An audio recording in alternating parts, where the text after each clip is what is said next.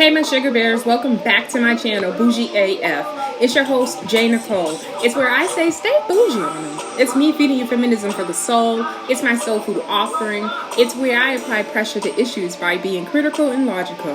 Now don't forget to like, comment, and subscribe. Now let's get to the commentary where I can guarantee you I will be doing too much because that's just me. And like Sheree said, who's gonna check me, boo? Hey y'all, it's your girl Nicole, and you are tuned in to the Bougie AF channel where I say stay bougie on them, and I'm serving you feminism for the soul. Don't forget to check me out on them people's Instagram at OG_BougieAF.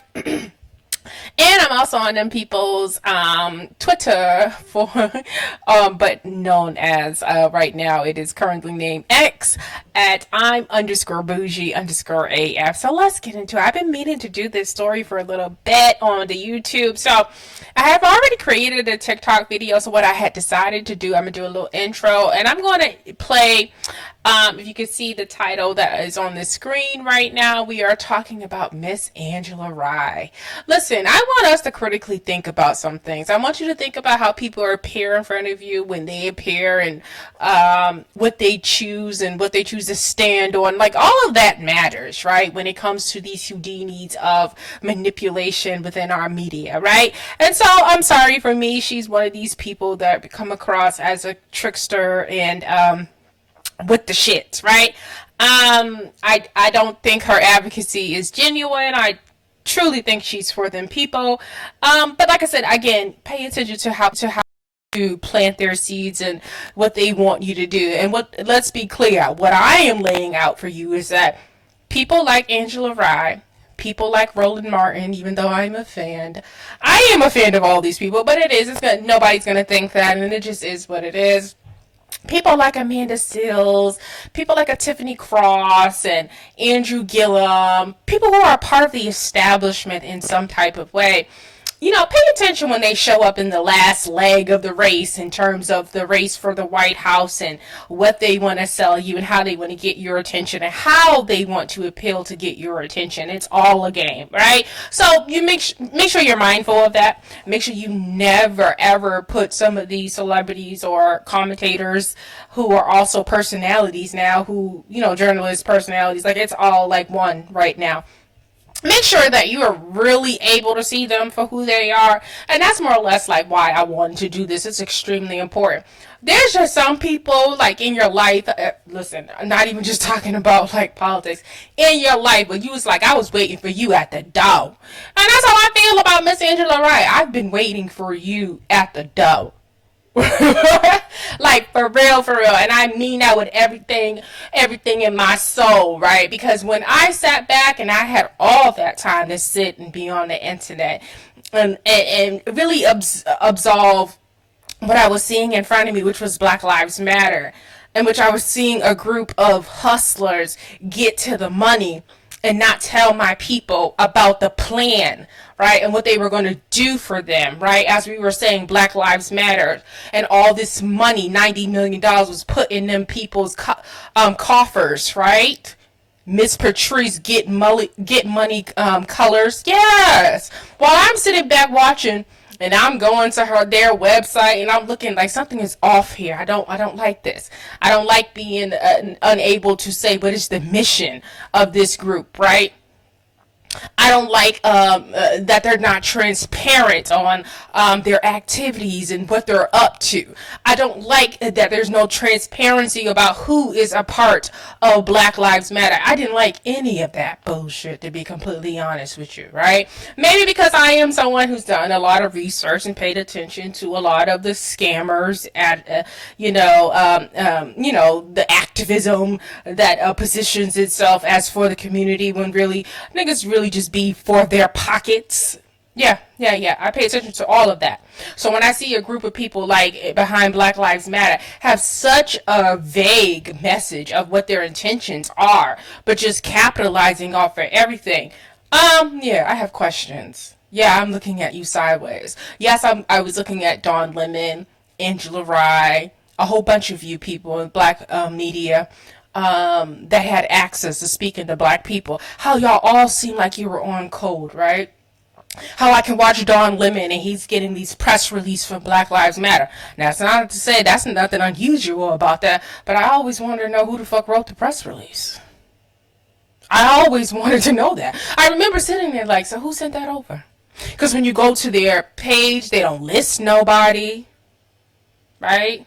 They don't tell you what's coming up, what they're going to be working on in the future. None of that, right? And because the way merchandise works and everybody can do a shirt and you guys can put Black Lives Matter on it, nobody think about, are you a member or not, right? Because that's a little different than back in the day when you seen the Black Panthers and they would distinctively look a certain way. Right? So back then you were able to identify like, okay, you're a Black Panther. Okay, I see what you got going on there. Okay, I see what you're doing. Because if you weren't with that, you didn't go around trying to act like you were with that because you understood that there was a responsibility that came with trying to act like you were false flagging. I know I'm talking to my people. I know I'm on point. Right? So when you looked at Black Lives Matter, you didn't know who was in Black Lives Matter. You don't know who's sitting on these jobs on Black Lives Matter that has power and using it in ways that we don't know. We don't know none of that shit, right? Because you're able to blend in, sort of similar to how the Ku Klux Klan is able to blend in. And I can't see it any different because when you can't identify members of groups who are opposing your government, they are not to be trusted, right? You are to watch them, right? Because anytime, and that's the one thing, if you really sit back and look at our government, it is so dope about saying if you're going to accuse, if you're going to have a brand, if you are going to have any position within government, you cannot do that anonymously. We need to know who you are. And there's power in that, right? Because people don't get to hide behind messages. So for me, when it came to people like Tamika Mallory, Angela Rye, Dawn Lemon, and all of them other people, me personally, and this is allegedly, this is just my opinion, feel as if though they were a part of Black Lives Matter. That's my personal feeling about that, right? So with that being said, Miss Angela Rye, Tiffany Cross, and Andrew Gillum, who was, I think he was a governor or running for governor in Peoples, Florida, but he was in, thought to be the next Obama at one point in time, looked really good on paper in terms of graduating from Florida State University, married, and seems like, like this, the model black man, basically, like Obama. Long story short, Andrew Gillum did, want to let y'all know he go them both ways, right? So one day he had that wild boy party in them people's hotel and had some, some friends come through. And it was like a boys retreat in the hotel on them drugs, and it was just the boys, okay? So if you can't read between the lines of what I'm saying, it was just the boys, right? Someone passed out and overdose, sheets were messy, okay? I'm just trying to tell you what's been reported, okay? So Andrew had to come out, and kind of let us know that, he's bisexual, and he's been, I've been struggling, right? With coming to terms on who I am, even though I'm married with a wife with children, right? So all of that has been happening. Tiffany Cross got fired from her MSNBC job as a host. What else? So these are the co-hosts of the podcast. So to kick off their press run, right? Because niggas stay silent about what's going on in their real life when they ain't got nothing to sell you. They ain't advocating. They ain't being bold and calling motherfuckers out, on their private, not getting paid, not trying to promote something type of time, right? We don't hear about this situation that you see in front of us, which is Angela Rye says former CNN colleague Chris Cuomo called her tinsel crotch in an inappropriate text message. I was mad at myself for not saying anything sooner. When I tell you motherfuckers tell you, like, they try to highlight. No, I'm not motherfuckers gonna call it out because I understand you trying to sell something. But let's look at what tinsel crotch. And so that way when I read the article that you have in mind exactly what this I guess, professional woman who wants to be taken serious is posting online, right? And I'm going to come that hard because as someone who's trying to do her thing and also be professional in her real life, I get so much pushback on, oh, you can't do this, you can't do that. Then if I can't, then why could the fuck everybody else can? Can you answer me that? Anyhow, Cuomo screenshot the image and said, "Happy New Year, tinsel crotch." And this is what Angela says, stunned. I read and reread the message a dozen times, trying to understand if somehow, if I somehow brought this on myself. I teared up. This black woman teared up. Like now. And then the tears flowed. I felt like the safest place I had on a show on CNN had been compromised. I want y'all to be clear about, like, and maybe I'm someone who's so matter of fact, but from what I have, been able to observe, and I ain't around her, I ain't in the office with her. She seems as though she comes across as she that really cool chick you can crack jokes and have fun around and all the other stuff.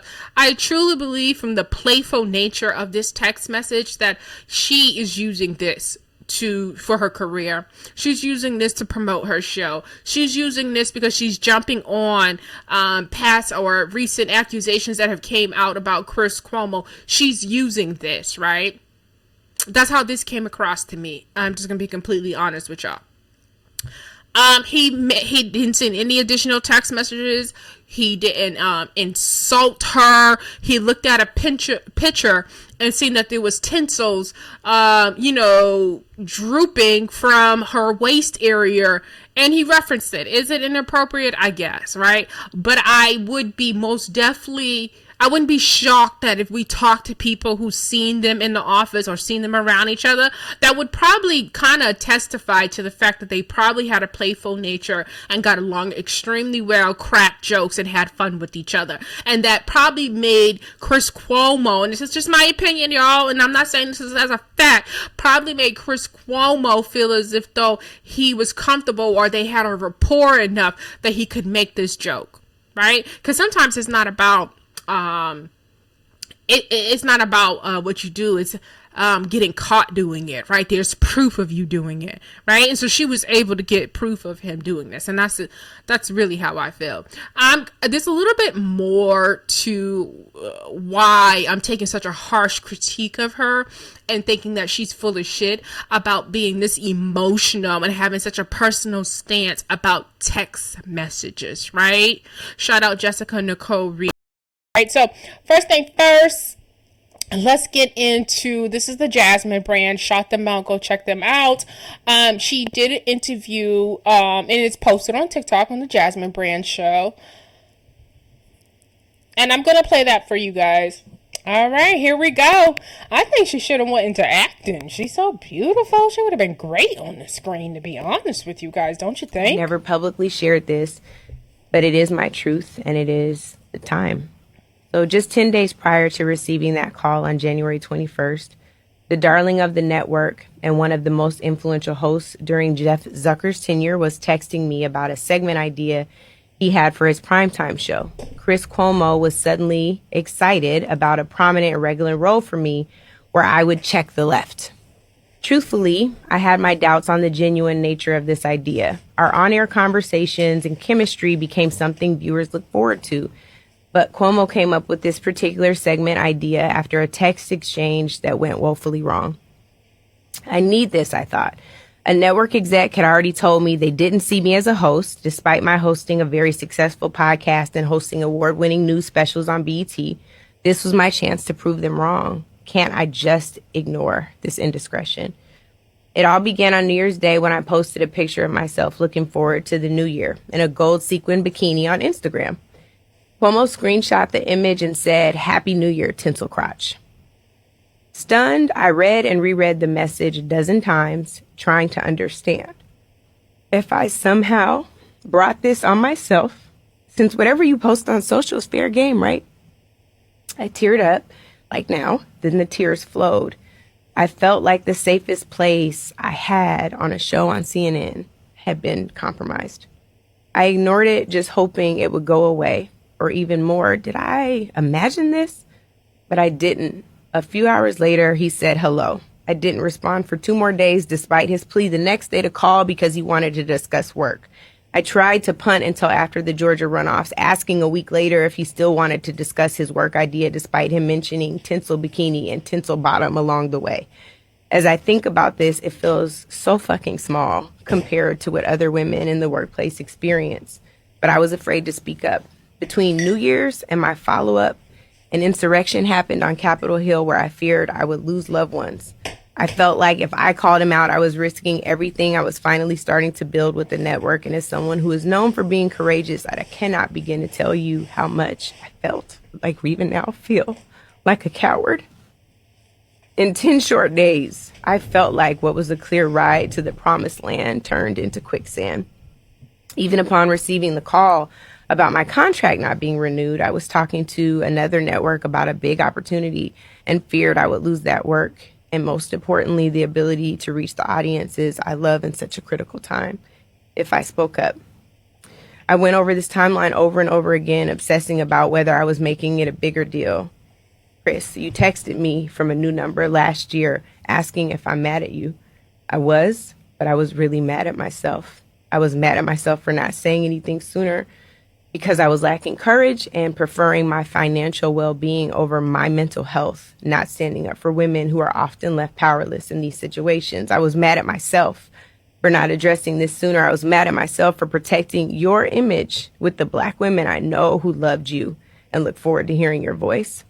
I know I'm not the only one, and truthfully, I'm mad about that too, that everyone is giving you a pass for fear of what it might mean to hold you accountable for clearly inappropriate behavior and overstepping. I was mad at myself for shrinking in the face of power when people depend on me to stand up, to speak up.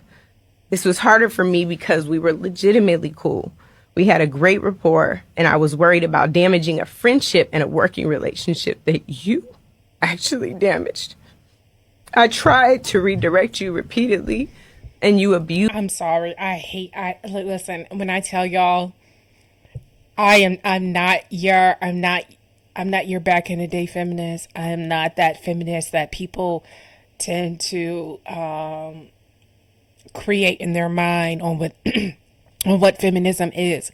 And for so many men and women, they are they are under the impression that feminists are women who stand up and stand by women who are wrong, who do things that should be called out. I think people think just because we're all women that we won't call those things out. And I've said from the very beginning, I don't know who you guys are talking about. I've always and will continue and proudly be a feminist, but I will call out all women. I will call out all men for their bitch ass or foul ass behavior that exists in both men and women.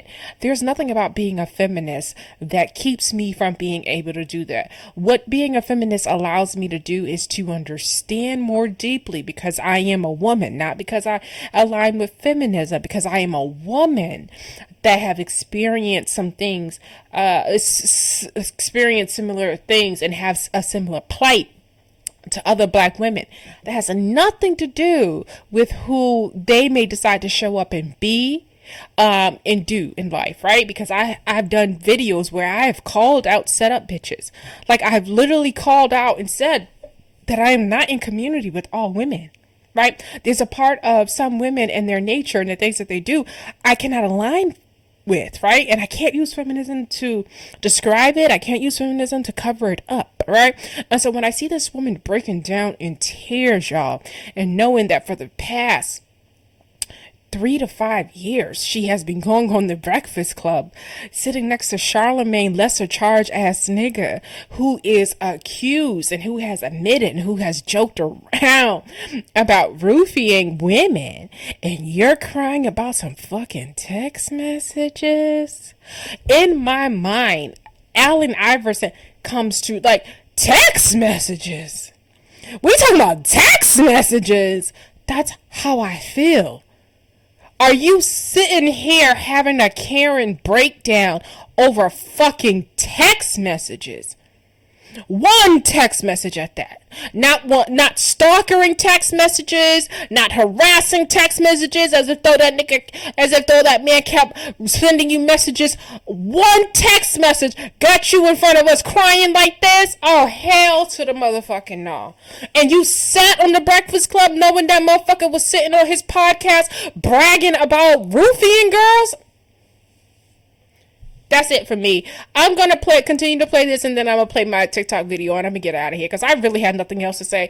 I just really believe in exposing clowns for what they really are, and I think she's a fucking goofy, her and Amanda Seales, for doing goofy ass shit like this. Abuse the grace you did not deserve. So I apologize. I apologize for not leaning into what I know is my mission and shrinking in the face of power. For not doing more. I apologize to every woman who needed a voice, and I was silent. I apologize for waiting in the wings for opportunity that never came. Well, I sacrificed 6th grade wounded Angela, who desperately needed a protector in the face of bullies. I apologize. Y'all hear her say she just apologized for sitting back and looking to see if she's going to be able to come up on some other situations, right? Y'all heard that, right? Yeah, y'all heard that, right? I protected 6-year-old Angela. Like, what the fuck is she talking about? What, like, this is that bullshit, right? Like, this is that bullshit. If this was a white woman talking about a black man, and we recently seen that with Jonathan Plummer, whatever the fuck his name is, and we felt as if though that Karen did him foul, and he ended up having to pay the consequence of that. This is what that looks like on the other side. So the picking and choosing of when we're able to see some bullshit, I promise you, every day as a black person, I'm blown away about our picking and choosing. Text messages? Tinsel crotch? You got your crotch out on the motherfucking Instagram. What? Tinsel crotch? For knowing how to be courageous, but not acting on it. I apologize to the people who experienced this in newsrooms, halls of Congress, the C-suite, support staff roles, and college lecture halls. I see you, and I want you to know you're not alone. And I apologize to me for minimizing the impact this had on me, for wallowing in shame and shoulda, couldas when I just wasn't ready to acknowledge or speak on what it is. So no, Chris, I won't be a guest on your program now or later. Thank you for the platform. It was not worth all of the mental and emotional turmoil. And I thank God that I'm clear about the fact that you can't take away a voice you never created. You or the network executives who enabled. Log the fuck off. You took that as if though he was trying to break you down and tear you apart. Okay, girl. Like, this shit is crazy. That shit was crazy. But I will say to you, unless you experience when it comes to the Karenism, I don't think that's really specific, even though I know it was created based off of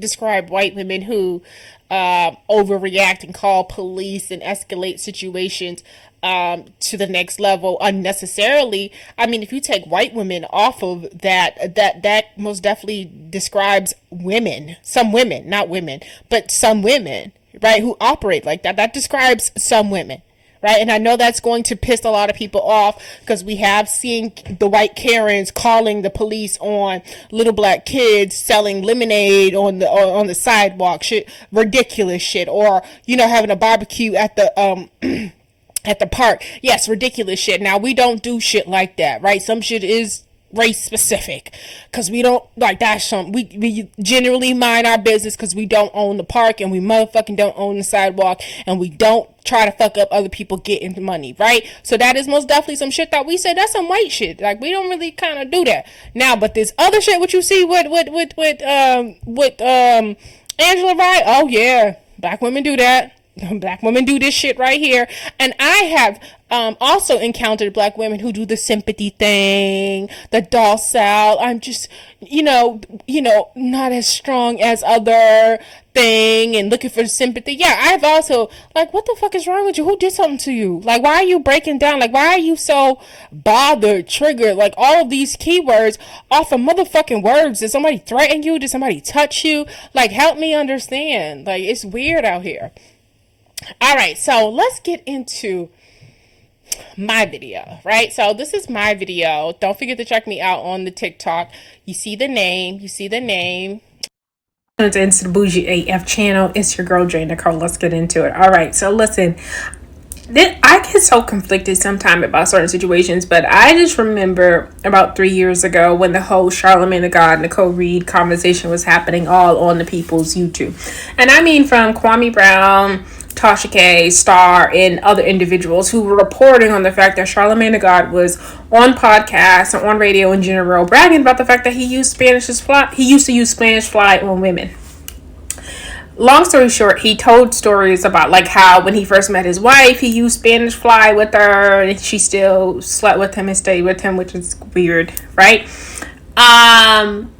There's also, there was also a story of Nicole Reed, which was a 15-year-old girl at the time that Charlamagne was at the time in South Carolina. He was that creepy ass nigga like R. Kelly, hanging out at the McDonald's, hanging out at the high school, still around younger people.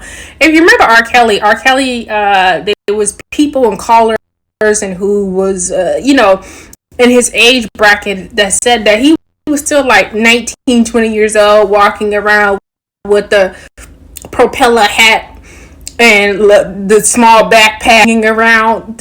So just creepy weirdo shit, right? So Charlamagne's that nigga in South Carolina, right?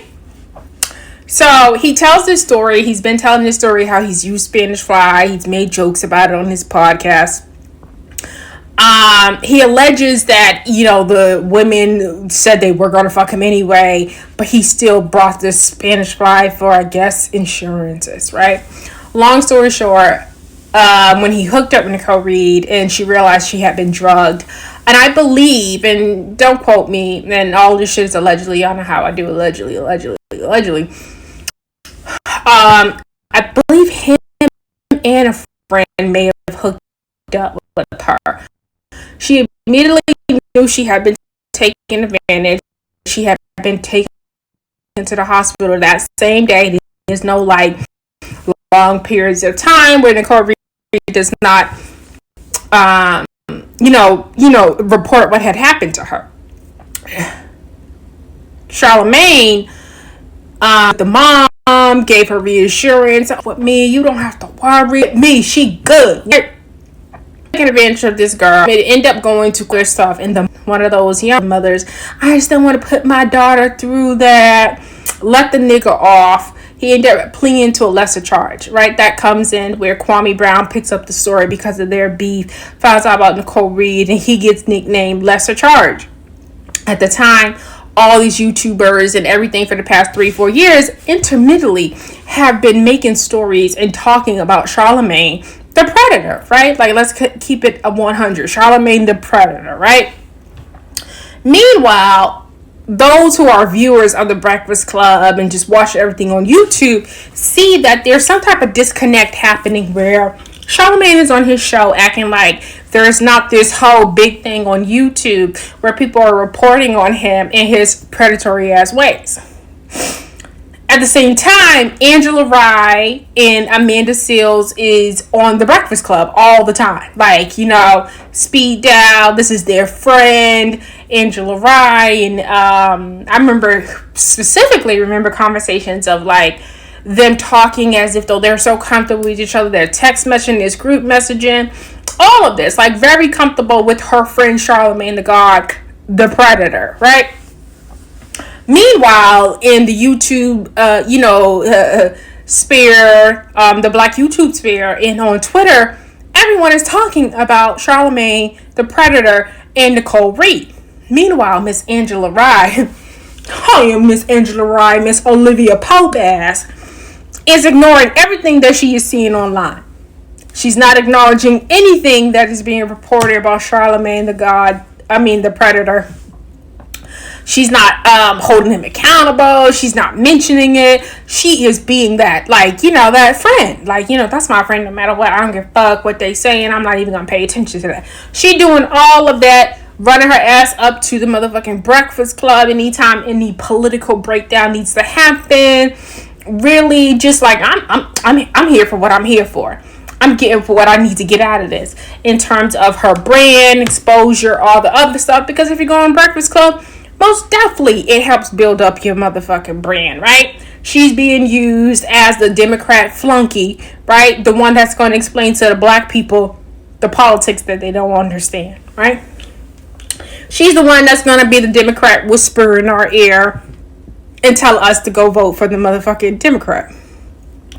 And I find it really weird that currently she's in a press tour for her new podcast or her new show that she has coming out with Andrew Gillum, and I think Tiffany Cross is the other person that she has a show coming out.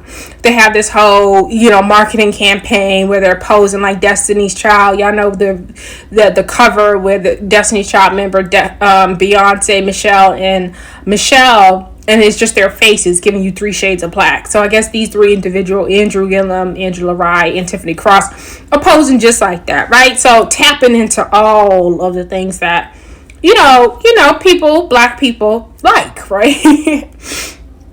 Then comes Angela Rye to tell her experience with Mr. Andrew Cuomo. That's the white gentleman down at the bottom, right? Someone who I truly respect, someone who I follow, someone who I really fuck with in terms of his stories, right? Now, I know it's alleged that Chris Cuomo, because Andrew's his brother. Chris Cuomo is the one at the bottom. He got in trouble, lost his job at CNN. I've never felt like it was anything that, he should be, sent off to the gallows, right? I don't feel like it's, something he can never be redeemed or he can never come back from, right? His indiscretions, I feel like it's most definitely learn from, come back. But y'all pay attention. Press run, clout chase, all of that. I need that to promote my new BET special, talking about Miss Angela Rye. Comes out and tells us a motherfucking story, or tells us or shares about some text messages that supposedly Chris Cuomo, who felt comfortable enough with her to refer to something as tinsel tinsel crouch. Now, one thing about being a woman, it's really weird that a man just comes out and says something like that to you out of the blue. It's really weird, not to say it doesn't happen. It's just really, really, really weird. But let's just say that we believed Miss Angela Rye and that what she's saying against Chris Cuomo is a fact, right? I think it's more than okay to say, girl, keep the motherfucking text messages to yourself. It's more than okay to say you picked and choose to ignore Miss Nicole Reed. I recently seen a video of her on the Jasmine brand where she's talking about this situation and she's breaking down crying, and talks about black women and staying silent, to her community, talking about black women and how it would be a disservice to stay quiet in such a time and such. But she was more than fucking okay to stay quiet with Charlemagne the God and Nicole Reed. I think she is disgusting. How about that? And I've had a long time to sit here and think about the fact of the matter is that you chose race when it came to sexual harassment, sexual assault. You chose to acknowledge Chris Cuomo and whatever you say that he did and he sent to you and made you feel uncomfortable. And you chose to ignore Nicole Reed, another black woman, and what she experienced, right? To save and keep face for a black man. You chose that. I choose to say that I think you're full of shit. I choose to say that I don't believe you, right? How about that? That picking and choosing, right? And it is so tough for me as a feminist to come out and say, I just don't believe you. I just don't. I don't believe that all these years, couple years that you've held on to these text messages and then this press run that you decide to share them because it was just the right thing to believe you. I think it's all the last year and leading that you are appearing ET special to tell black people how to vote and how to think and all that other stuff. Because that's how you've always appeared, telling us what to think about politics and breaking it down. We're gonna pack you up this time. You're not going to be listened to this time. We're fully aware of who they send, people like you and Amanda Seales, right? Cut the bullshit. Keep the motherfucking text messages to yourself and leave Chris alone. You're full of shit. And I think every man should be wary of a woman like you. Because you're dangerous. Extremely dangerous. All right, y'all. I don't have too much to add to this video. I think I really have said everything that I wanted to say. I've been having such a hard time with getting my videos out lately, only because technical issues. My audio is not working correctly. If you guys know or have any ideas how I fix what you're hearing in terms of the audio, please do not hesitate to write to me in the comments and let me know. I'll watch whatever you do video. I'll figure it out though, but I have been watching everything and I just cannot get my settings to where they need to be. If it's not me hearing like a weird voice lagging in my ear while I speak or after I record, there's some like weirdness with the sound, like, and I don't hear it. And it's so funny because I don't hear it in the I don't hear it when I go to put the video together, but more or less I'm hearing it after I publish the video on YouTube. Lately though, I am hearing it. Before I was just hearing it like once I put the video out, but lately I've been hearing it when I speak into the mic and I'm hearing the playback in my ear. It's lagging. It sounds like I'm extremely, like I'm talking in slow motion, so bear with me. I still do think it's great content. It's you can understand what I'm saying, but I do most definitely know that there's something wrong with the audio, and I will continue to try to work on it and get it fixed. And I don't know, I got to reach out to somebody who I know is into these things. But yeah, but listen, this is all I'm going to say to finish this up. Shout out to Jessica Nicole Reed. Her story still lives on with people like me who know the deal of like what Charlemagne the Predator is about. And, you know, we're going to keep calling him out until he takes full responsibility for what he has done. And there's been some type of monetary, and that's what I'm going to say. I'm going to be flat, but he needs to pay this girl for what he has done in terms of re-traumatizing her after that situation that happened, right?